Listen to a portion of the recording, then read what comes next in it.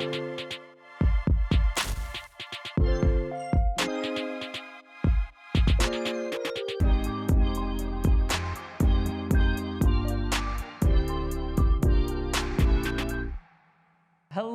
and welcome to Behind the Edit, exploring new realms of collaboration. My name is Meagan Keanne and I am part of the Pro Video team at Adobe.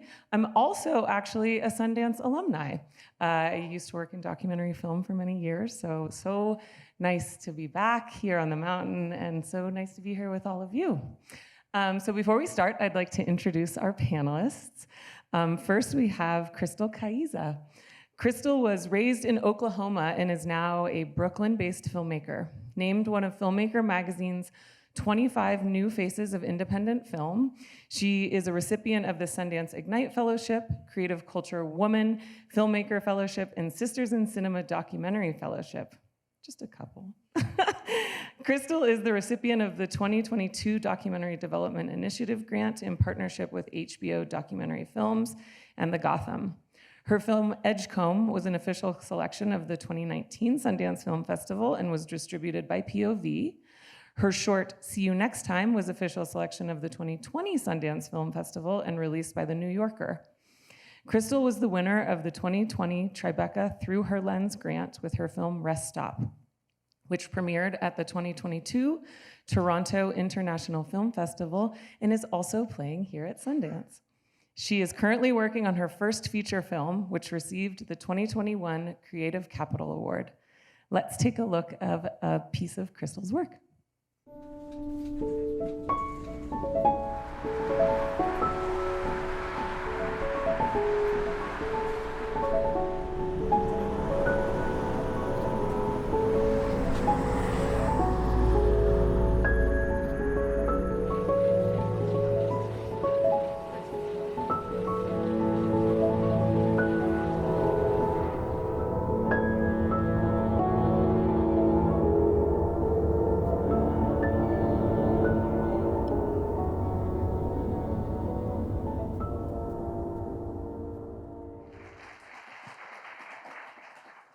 Next, we have Ryan Kendrick.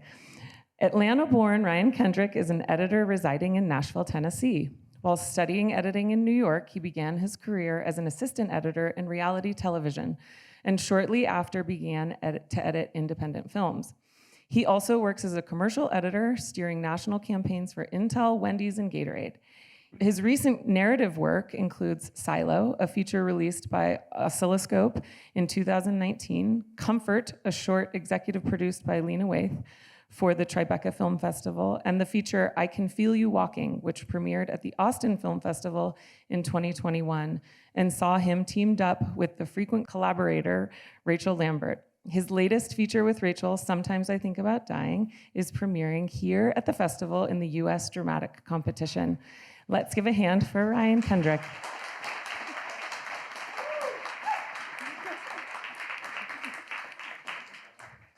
And finally, we have Daniela Quiroz, excuse me.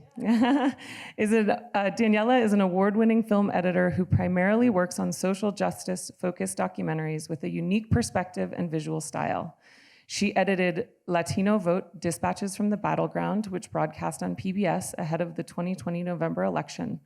She was one of the editors on The Last Out, which won a special jury mention at Tribeca, along with editors Carla Gutierrez and Mark Becker, which follows 3 Cuban migrants pursuing their dream to make it to Major League Baseball. Daniela co-edited the feature-length film Rebel Citizen with Skylight Pictures, an in-depth look at Haskell Wexler's use of cinematography as a tool for social justice, which premiered at the 2015 New York Film Festival. She is currently involved in post-production on several documentaries and TV series set to release this year. And not the least of which, she's also the editor of Going Varsity in Mariachi, which is here at the festival this year. Let's take a look at a piece from Daniela.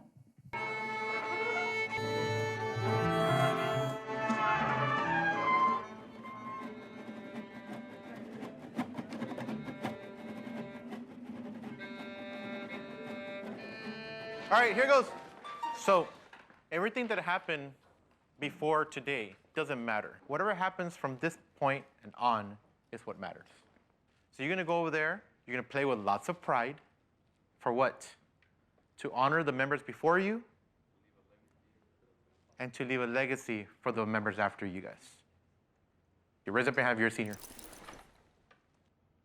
This is your last one, make it count. You are Mariachi Oro. Go. All right, woo! A good show. All right, Armonia first, please line up. Armonia, trumpets and violins.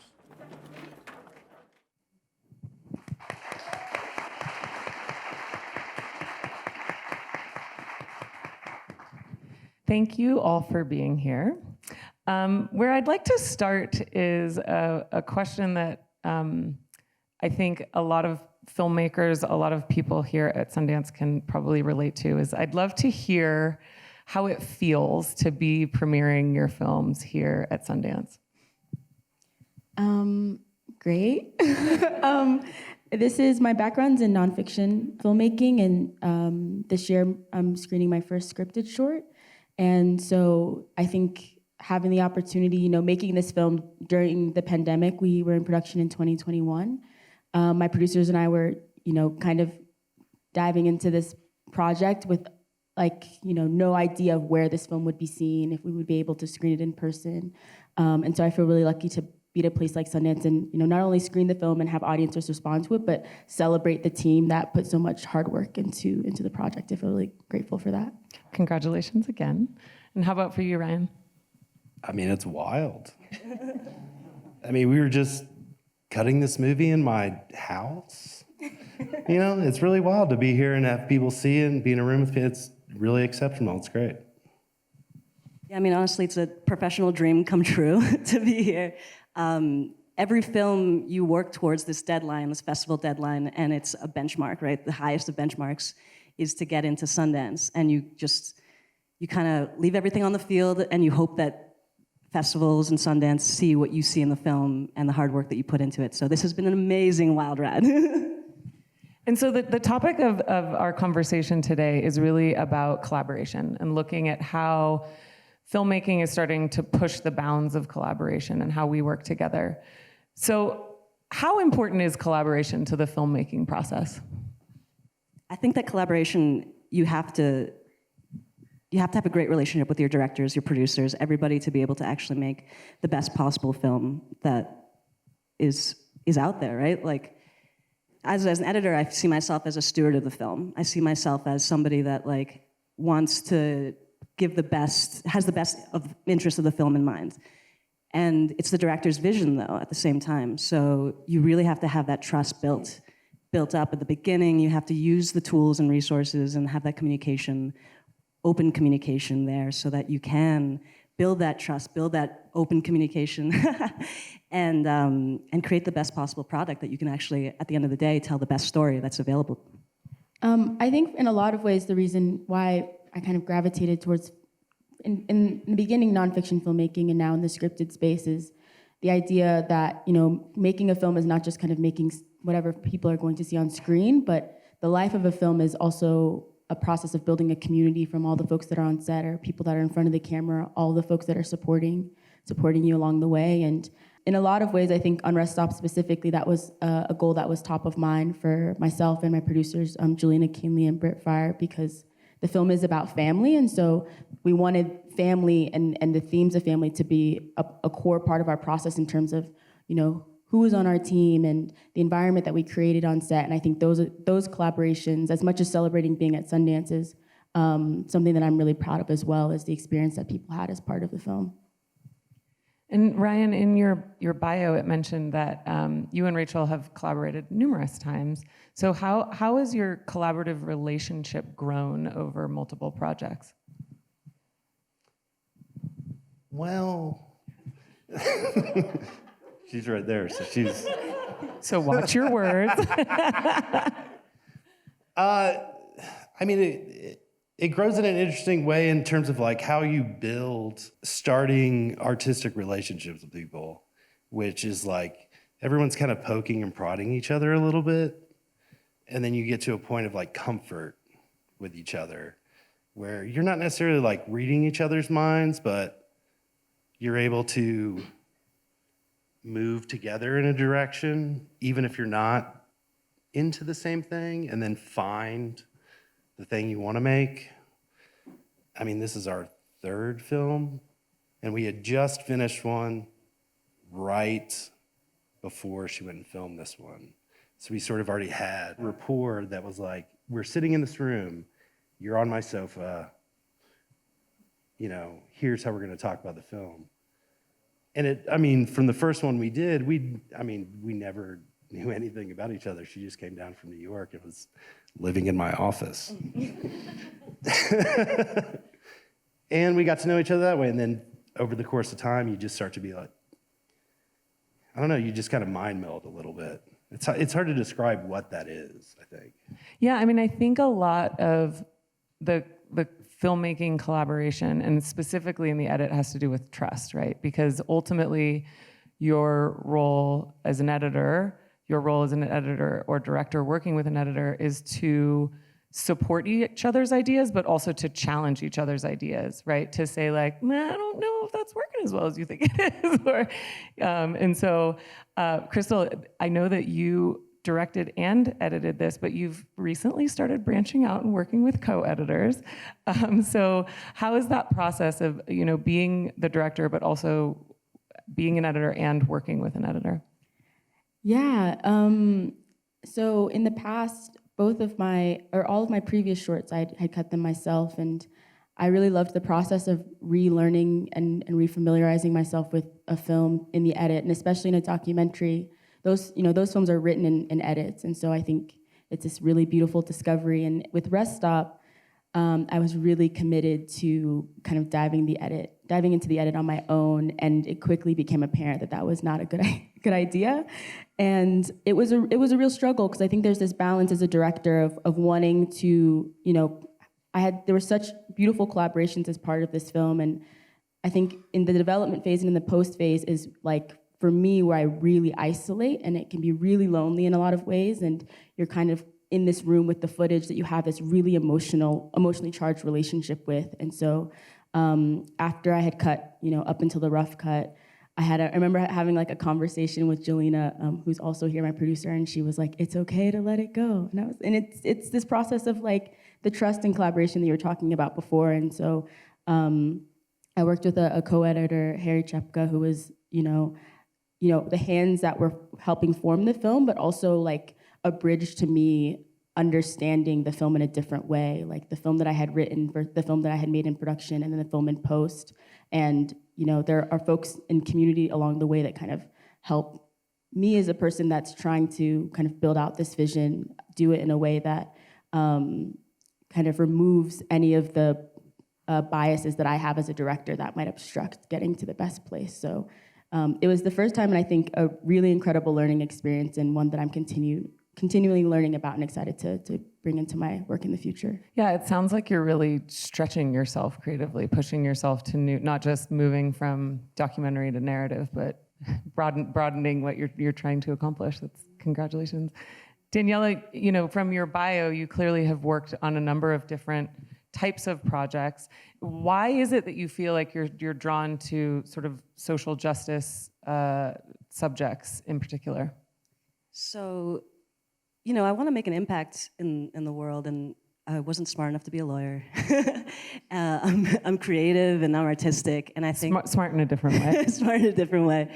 Yeah, if I could be a human rights attorney, that'd be one thing. But I really wanted to make an impact, and a positive impact, and amplify people's voices that are on the ground doing work, that are trying to make an impact and change the world in a positive way. So that's kind of why, you know, I'm political, and I believe in a lot of different things, and so, but the people's stories are what fascinate me, and I love to amplify their stories in the edit and the way that they want to see the world. And so tell me about your collaborative process on Mariachi. You worked with directors Alejandra and Sam. You know, how did you work through how you worked with the directors, how you shared cuts? Yeah, oh my God, it was such a great process. Initially, the directors were still in Texas, in the Rio Grande Valley. still filming with the kids for the last few months, and so I started the edit remotely, and so we had to send things back and forth, and make sure that what their vision, the things that they saw in these characters and these subjects were actually coming across. Because as an editor, we have this like unique privilege of seeing someone in this screen for the first time. Are they coming across the way that they are in real life, in person? And so that collaboration process remotely at first. Trust building and all that stuff until you get the first assembly, which is 3 hours long. It's no one's gonna want to watch that, but you really get to see like who are the characters that you're falling in love with, and we also had to make sure that people are falling in love with the music too. This is and maybe not the kind of music that's everyone's cup of tea.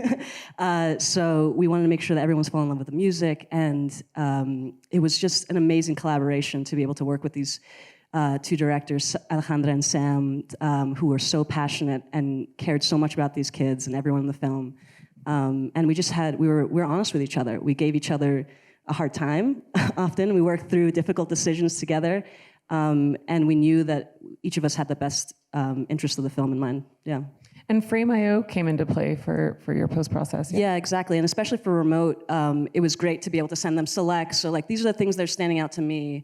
Here's 20 minutes of the hour that you cut. Tell me if anything's missing. And they'd be like, yeah, this one moment I remember, I loved, add it to the selects. And they'd add a little note there in the Frame IO. And then I'd import the markers back into Premiere to like help facilitate that moment. And then really Frame IO helps a lot with the big team in the final stages where you're like, this exact moment in the time code, like they're blinking or whatever. Or the mic is in the corner, like change this, make their shirt red. Just kidding. But yeah, Frame IO is a great tool for that. And Ryan, Daniela was talking about teams in different places and how that was managed. I know that for your film that you were working across many different locations where media was having to be shared. And can you tell us a little bit about that? They were shooting off the coast of Oregon, and so all the footage had to be mailed by hard drive because there's no internet. So it would get mailed down to New Orleans, converted, proxy sent to me through Frame. But I didn't bring this up when we were talking about this before, but we were also doing it for music because Dabney was making music for us while they were shooting, and I was doing roughs and sending him stuff to see how his music was playing so he could do notes on that. And then I would get all the proxies and I would take all that and edit that way. And I mean, we collaborated Dabney was in LA, Oregon, and then Dustin who knows where he's at, man. He's DP and they're everywhere. So he was seeing cuts and seeing stuff. We're all just talking to each other. Yeah, it's like collaborating is really interesting when you're all far away. It helps that we all know each other. Mm-hmm. We all lived in Nashville together at one point, so we all can communicate a little bit easier. But it is really, it's good to be able to share that stuff, which, many, many years ago, we were not able to do that. Mm-hmm. You would have to have someone in the room, or you would have to send a DVD to somebody, which is also what's this technology? Which is insane to think about. Yeah, it's interesting. The pandemic definitely accelerated a lot of things that were already starting to take root, and I think that the element of remote and being able to collaborate creatively to find collaborators that aren't necessarily in your same location is really powerful, especially when you think about independent film, because you don't have to be in LA, you don't have to be in New York. I can't tell you how many editors I've spoken to this week who are like, oh yeah, I'm editing out of my barn on the San Juan Islands, or I'm up in my homestead in Idaho. And I'm like, that is so rad, because it hasn't always been like that. And it enables more diverse stories, new sort of voices and perspectives to come into play. And so how do you feel like, Crystal, we'll start with you, how do you feel like these new sort of approaches to collaboration, how sort of technology is pushing the way that we're able to work together creatively?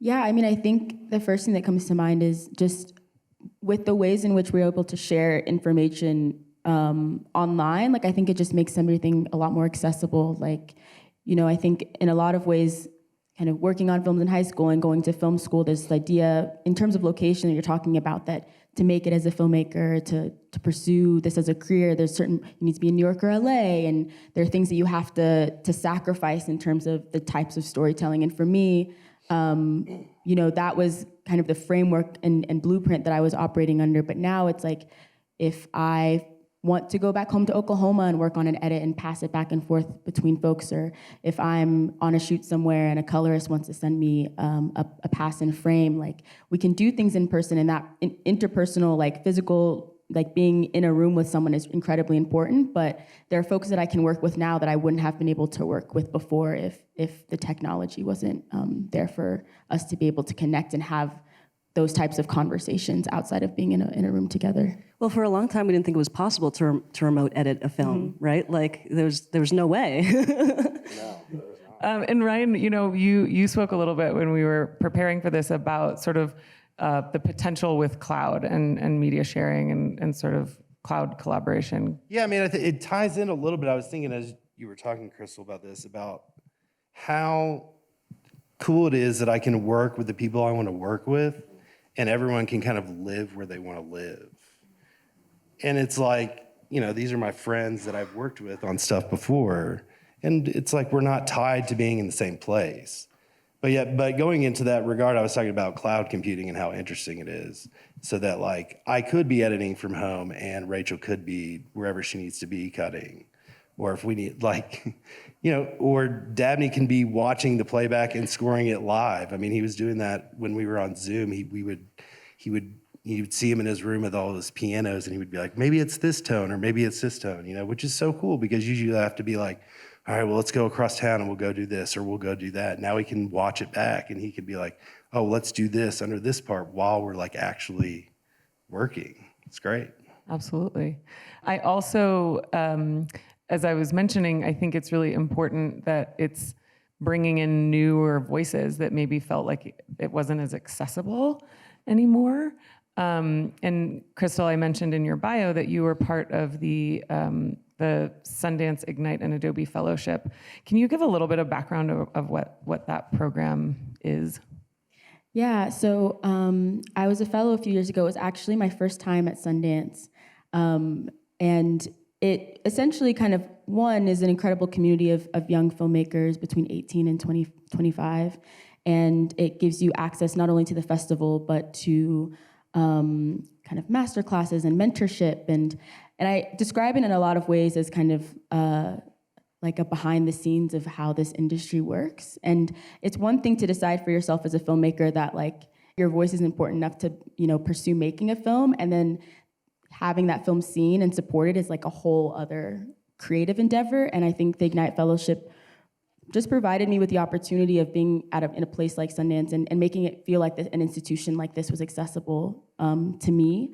And I would say, more than anything, one of the best things I got out of that experience is the community of folks that I got to meet, and all of them are still some of my closest friends and collaborators, and we're all, supporting each other at festivals and things like that. And it's really great to be in community with people that are going through the same things that I am in the same way, and watching all of them succeed, and and watching, like, all of their work evolve and grow over the amount of time that we've been fellows is a great experience. And I remember you mentioned that one of your fellow fellows, was the first one that you actually showed Rest Stop to. Oh yeah, shout out to Terrence Day, who's probably somewhere writing a beautiful script in LA somewhere. Like I said before, the writing process and just developing a film in general, for me it's something that, I tend to self-isolate, and it's very private. And some of the folks I trust the most to share work with are people that I met through that fellowship. And Terrence, in 2020, won the narrative short jury award at Sundance. And I was, like, sobbing and jumping up and down as if I had won the award myself. And I think, cheering people on as much as, they've supported you, I think is one of the best parts of being a part of this work. It's the sharing of work is another layer of collaboration that is so interesting to me, because when you think about Oftentimes, a lot of these panels or conversations that we from Adobe have are with aspiring young people who are sort of aspiring to work professionally in film and video. And that moment when you first share something with somebody else and you open yourself up, like that's a real Pain. Yeah, so I'd love to talk. I'd love you to talk about like, A, how does it feel when you first go to share with somebody for feedback, and B, why is it so important?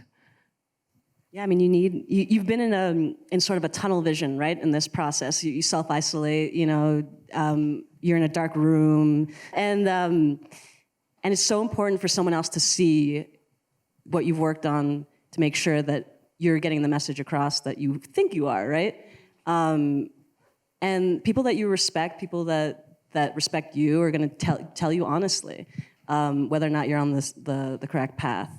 And that's also like, it's daunting though, it's scary because it's like, it's your heart, a piece of your heart sort of on the screen. You've invested so much into it, and your time and your energy and your love and devotion, you know? Yeah, borderline panic attacks, you know? It's really, I have somewhat of a thicker skin about it because of commercial work, because you will send something to them and they will destroy it, like destroy it. But I have less of like my heart in it. So when you do a film and you send it off for notes and you want people to see it, like we didn't screen this movie like in an audience at all. We only did it with people we knew. So I never knew what an audience would be like. So I basically, when it premiered the other night, was about to lose my mind. But those things are necessary for people to see it and for people to talk about it, because you feel what they're feeling and you see the things that maybe you missed. And we had like a questionnaire with people, and it's so great to hear what people say about it and think about it, good and bad, you know? And at some point you just go, all right, it's gone, and they have it. I can't do anything about it. They're only gonna say what they're gonna say about it. And that's that. And you just hope for the best. Well, I would say it's a process that I delay for as long as possible. But I'm kind of a firm believer in the idea that, you know, once the film is picture locked and it's been colored and mixed and all of these things, and it's with an audience, like it no longer belongs to me. Like I feel such a deep loyalty and attachment to pursuing the film that was in everybody's head, that kind of was part of the process. And then the way that an audience receives it and their experience watching the film, like, you know, you'd like to think as a director that you have, and an editor, like you have some sort of control over that, but like their experience is one that I want them to be, like when folks in a Q&A ask like, what does it mean? It's like, what's most important to me is how you feel and what it means to you. And I think that transition is a really beautiful, but also can be kind of a painful process along the way. But I think that getting to a place and collaborating with folks, particularly in the edit, of getting closer to that vision of feeling like, okay, this film is now going to be in community. Like I can no longer control the outcome. Is always a really exciting place when like an idea really clicks and you're like, oh my gosh, people are going to see this and I want them to experience it in this way. Is I think some of the best memories in filmmaking, but also can be really difficult to get to. You kind of have to get out of your own way to get to those places. And taking a step back into the editing process, how do you, process that feedback? How do you, take it to heart, but maybe not too much? When you think about sort of receiving feedback and processing the way that you're trying to tell the story that you're trying to tell? It's a great question. I'll let you know when I figure it out. Yeah, you have to take it with a grain of salt, right? Like you have to know that the whole point is to make sure that you're telling a story that makes sense, right? Ultimately, and then it's touching somebody in some way. And if it's not landing, then great. Then I know now it's not landing, and I need to fix this ASAP. But it's a process. It's like a grieving process at first. You have to go through all the steps of grief first, of like, what I thought was working isn't working, and what have I done? But then you kind of work through it, and you figure it out, and you do the best you can at that point. Yeah, and you work with the directors, and they're crying, you're crying, and then you grab a drink, and you get over it the next day. I think I used to be angrier about it than I am now. And I would be like, you don't know what you're talking about. But now I'm much more interested in what people do have to say about it, because I kind of realize that it makes me seem ridiculous that I am the only one with a good opinion about anything. And it took me a very long time to realize that. But so now when I get the notes, I really like to digest them and see what people are really trying to say about stuff. And it becomes hard to people like to pinpoint something specifically, and you're like, yeah, I don't think that's it though. I see what you're saying, but I don't think that's it. And there's a lot of interpretation going on where some people are just like, I hate that song. And you're like, all right, that's fine.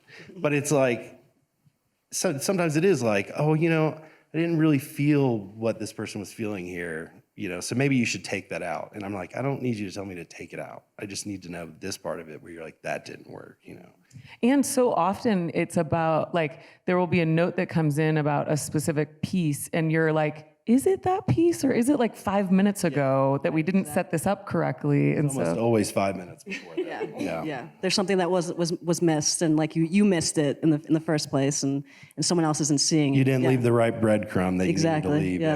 Yeah.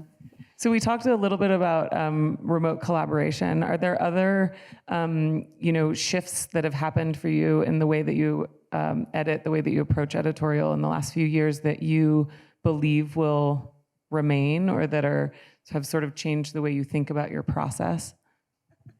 I think it's still so wild to me, how much can be done not in person. And I think every day I stumble upon a new aspect of that, of this thing that I felt really, and I think at the same time, in terms of getting feedback in a lot of ways, all of being able to share things with people throughout the process, or just share pieces of something whenever it's ready, is something that I think I'll do a lot more, because I think in a lot of ways when I first, especially when editing my own work, it's okay, I need a full cut that feels this way before I send it to this person that can deliver notes to me in this platform.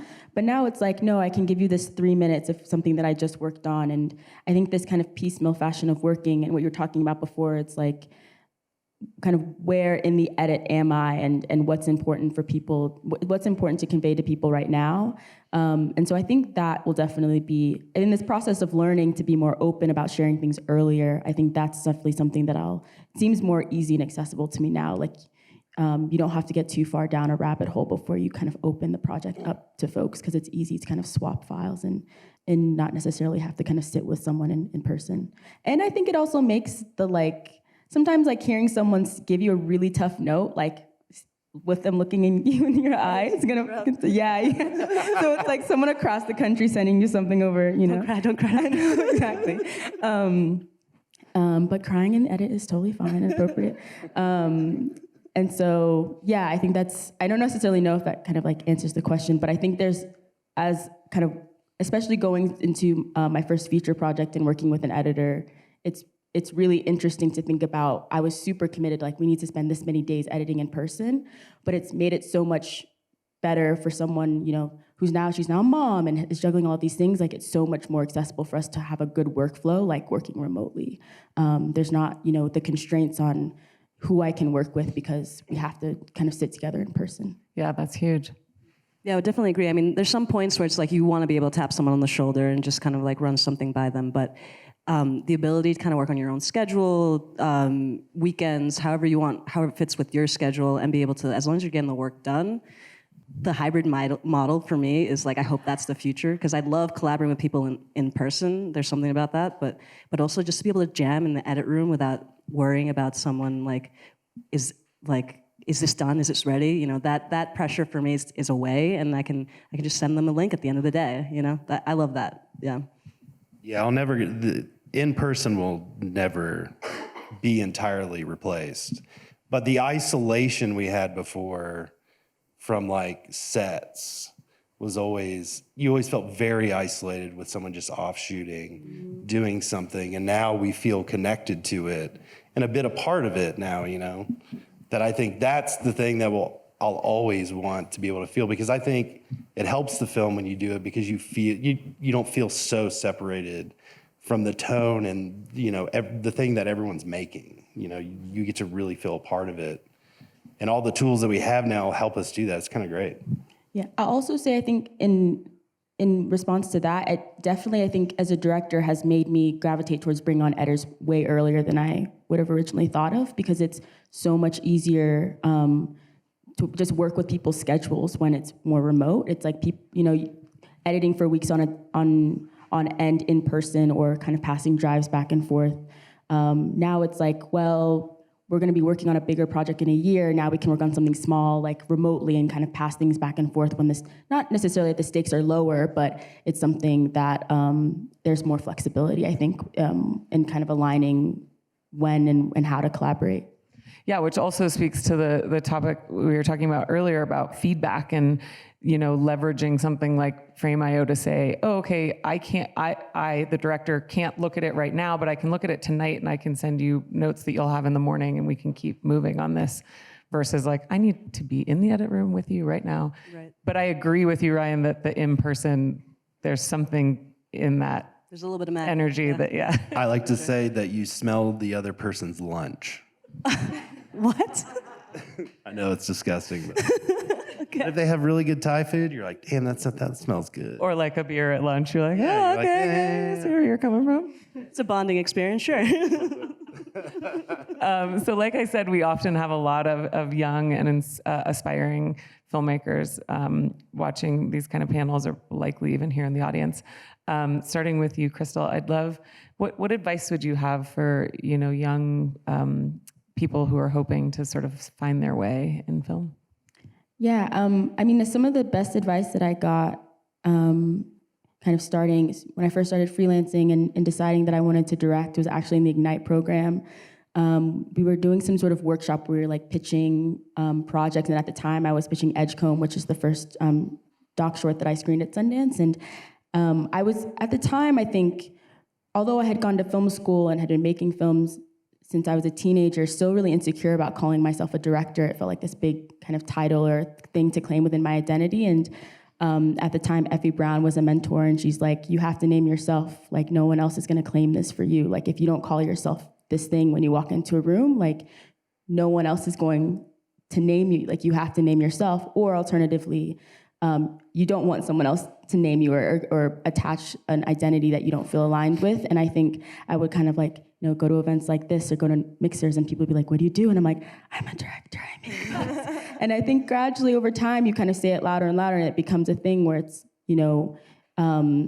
it's I think part of the process of making work is also kind of being your own best advocate in a lot of ways. And it sounds so simple to say, like, if you're an AE and want to become an editor, going into rooms and saying, I'm an editor. Or at the time, I was doing a lot of freelance producing and kind of was being kind of, in a lot of ways, a lot of my work was going into that track, but I really wanted to move back into directing. And it was just a matter of telling enough people that I wanted to direct that then someone would be like, hey, I thought about you for this thing. Like, would you be interested in shadowing or coming on to this project? So I think in a lot of ways, just speaking into the world of things that you want also has a lot of power as well.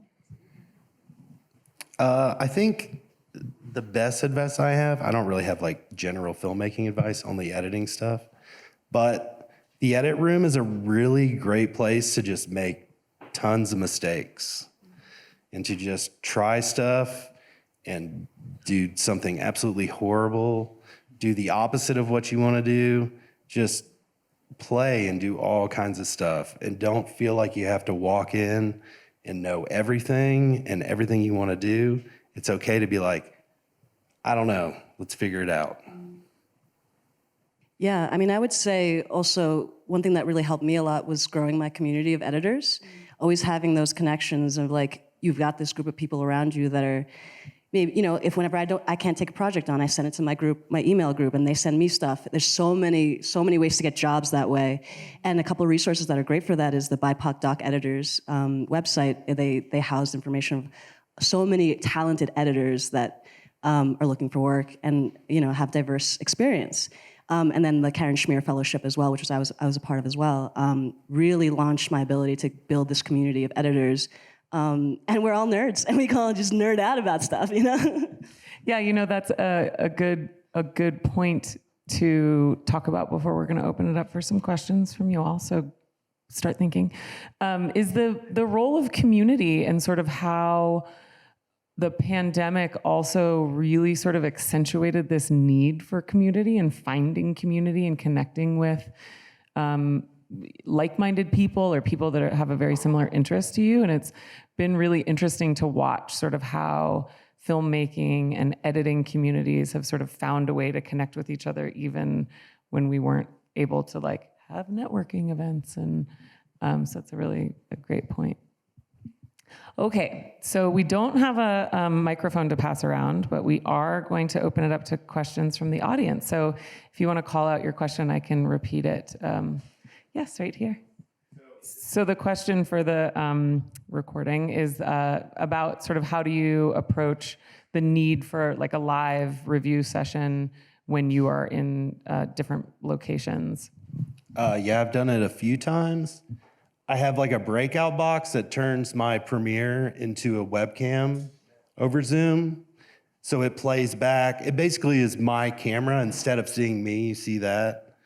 And then there's I can't remember the names of them. There's a couple other ones that you can go to and they can join the room.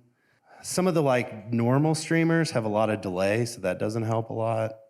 That's the best that I found, real time. I mean, I have also literally just we have played Frame IO at the same time. Well, no, they watch it down and I just sit there and watch them watch it. Yeah, it's sometimes you mute your end, they mute yours, and you're on the phone also. And so then they text you. Yeah. I did that less so in the edit, but in color, there was this specific shot needs, it's Frame IO links for an hour going back and forth of making adjustments when I was on production on another project and couldn't be in a live color session in New York. So I think that's been something that's been really helpful for me. And just as a point, we are Adobe and Frame IO is now Adobe. So you're going to be seeing more native integration between Premiere Pro and Frame. It's going to be great. Ooh. Stay tuned. Coming soon. Any other? Yeah, there in the back. So the question is, when considering an editor to collaborate with, whether as a director or an editor, what makes you look at their work and think this is somebody that I want to work with, I want to collaborate with? That's a great question. I am a firm, I think the part of the in-person that I, in the future, is going to be is not something I want to remove, is meeting with people in person when you want to work with them. And that's difficult, especially, if I'm in New York and want to work with an editor that's elsewhere. But I gravitate towards folks who have worked with people that I trust. And I think bringing someone on to any project that I work on, I think about it as there is this family that's already been created in a lot of ways. And if you're not bringing on an editor super early on, they're kind of joining this already built kind of nuclear family in a lot of ways. And so having a conversation about how they work, I think even if there's an editor that's spectacular and it's the work aligns creatively, if we don't connect and have a mutual way of communicating, it's not really gonna work. And there's been folks who I really, really, really admire and we're friends, but we know we can't work together because we have different ways of talking through the edit. And you also, I think in directing, in a lot, and when something we're talking about in the green room is the most emotionally vulnerable place. And so you also have, there does to a certain extent have to be a level of someone that you're willing to, I shed a tear in front of, and or someone that you feel, I do think that in a lot of ways you can't replace the idea that an editor is someone that you are going to be spending a lot of time with. And it's not just I don't think of editors in any way as technicians, and I think it's a deep creative collaboration, and you have to have an understanding of each other first and foremost. And so there's editors whose work I love, and then we meet in person, and I think it's okay to be like, I admire your work, you admire my work, but it's not, when you're like, that there's the thing that's not connecting. And I think that's it's probably not the most concrete piece of advice, but it's like a lot of vibes in a lot of ways. I was gonna say it's about a vibe, yeah. The only thing I'll say about that is that I think editors get really pigeonholed in that they can only do a specific thing. So I think it's great if it is, to me, it is just a vibe. Because if they have a vibe and you're meshing, you're probably gonna be able to work together. And even if it's not, they don't have the exact same instincts, maybe those are better than yours. Maybe it's you get to learn from them, maybe they learn from you. But you're gonna have to sit in that room, and you're gonna have to work together and pass stuff off and talk about these stories and get, into the granularness of it. Yeah, even if you're remote, you have to be comfortable talking to someone on the phone, which is so uncomfortable. But yeah, it's a vibe. It's for sure a vibe that you have to connect on that level and be able to be vulnerable. Yeah.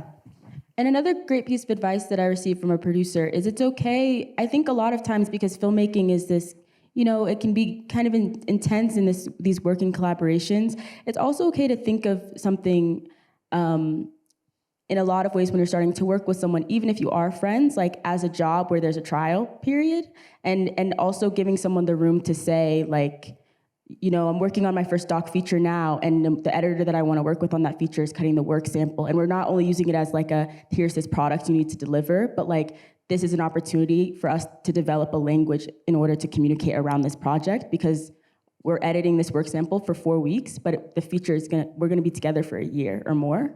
And so giving yourself the opportunity to have, I think, you were saying, just because someone doesn't have the same style as you doesn't mean they can't translate your vision in a really beautiful way, but you need to give them time to learn your language as well, on the directing end and on the editing end. So giving someone 20 hours of footage and being listen, see you in 5 months, I think you have to give folks an opportunity to get to know you as well.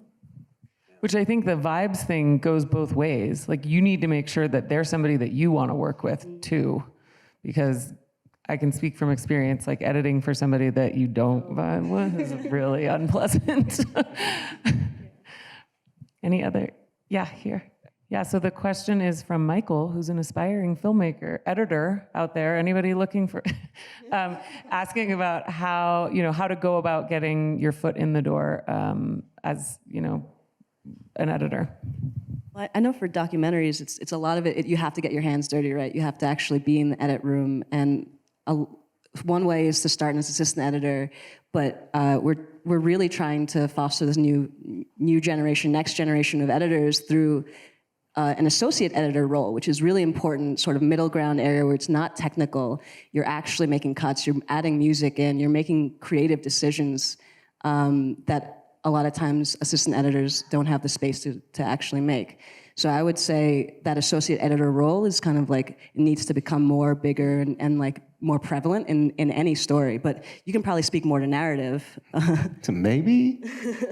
The only thing I can think really is you just have to go, we would do the 48-hour film festivals, and we would do all these smaller things to learn how to cut narrative more, because it was a lot of what, I was getting a ton of music videos because I lived in Nashville. So it's I wasn't getting any of these opportunities to do any narrative stuff. And you just do these small things with people to get the rhythm of it. And then, after a while, you're a part of a community, and then people are making narrative stuff, and, you do it. And sometimes you're not very good at it, and sometimes you are good at it. And it just kind of grows. I know that's not a great answer, because but I think it's a combination of things, right? It's just keep cutting, just keep cutting. You have to just keep honing your craft, but then the community element is what you're talking about. I think that's probably the biggest part of it, yeah, is finding a community and finding people and, trying to be the vibe, I guess. I don't know. It's it is just, yeah. Just watch a lot of movies. Yeah. Yeah.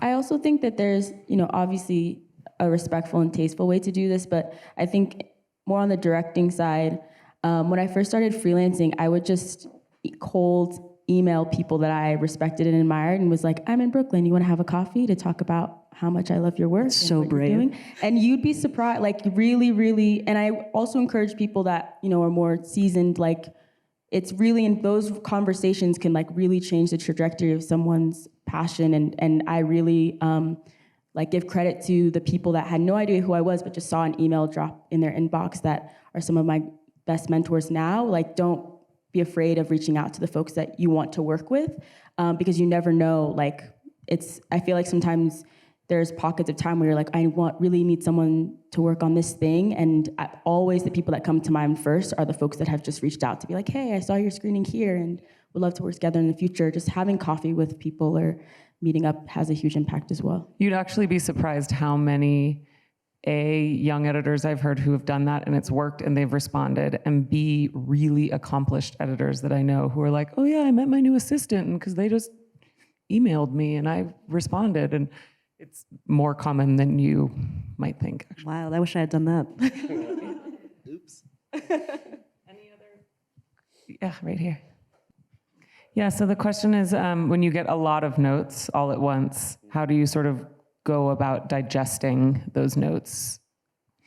Yeah, so it's interesting because notes and processing those notes, thinking about those notes, you're working, you're editing, even if you're not in front of the computer, right? You're writing, right? Part of the editing process is writing. And so thinking about what you're gonna write about, taking a walk, taking a stroll, whatever you need to do to get that done, you're still working, you're still doing that. I love that. I love that stuff. That's my favorite thing to do. is just think about and mull everything over and also interpret notes too. And then you hop on a phone call and then you talk about how you interpreted those notes. I lay on the couch a lot. I really like to do something like, I will play video games for like an hour and it will like get me out of it. And then turn it off, and then you look at them again, and all of your initial emotions of it are stripped away, and then you're able to like focus on them. A lot of couch time though. Crystal's just giving notes to herself, so. Yeah. You're just talking to yourself in the mirror. What's terrible is, especially when doing docs, sometimes I'll watch them, like I think when I was younger and doing the most, I would just like sit and watch an edit and like write myself notes about things that I wanted to edit later. And I think, this wasn't applying to editing, but it's like the advice that people give you when you get into an argument where they're like, sleep on it. And if you feel like you need to have that confrontation the next day, then you do that. And so oftentimes it's that for me. It's like utter despair. This note is terrible. And then you read it 24 hours later and you're like, no, they're right. Like 2 frames out of this shot I don't need it. So I think that's also really important. And the idea that you're working, like thinking is work too, is really important. Yes, that needs to be reiterated.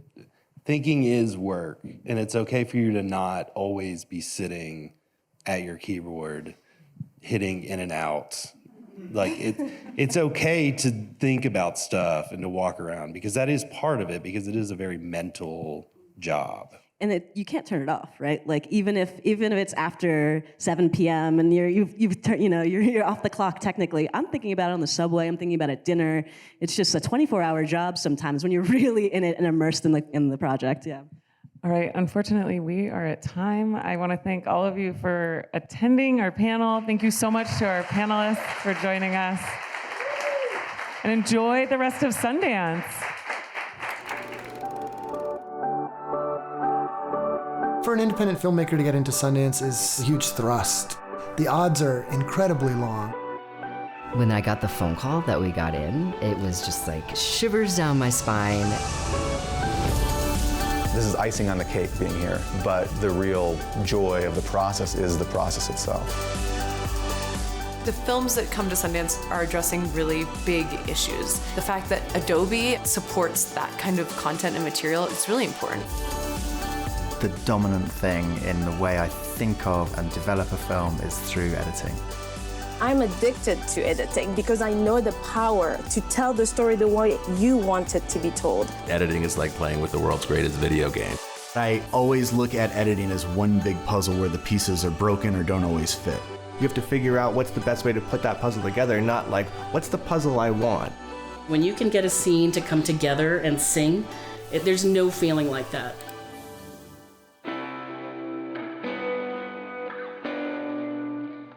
I feel most comfortable in Premiere.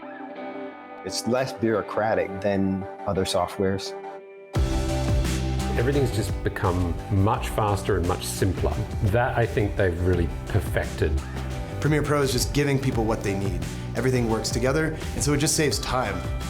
We cut the film across coasts. I was able to stream my Premiere timeline, and that allowed us to essentially be in the same room together. If you have all of these tools, all you need then is just your story and your voice. The role of good art is to, basically feel less alone in the world. If it connects with people, it's the greatest feeling on earth. You watch the thing, hopefully it blows your mind, you stand up, and maybe things are a little bit different. Movies are really the only thing that can still do that.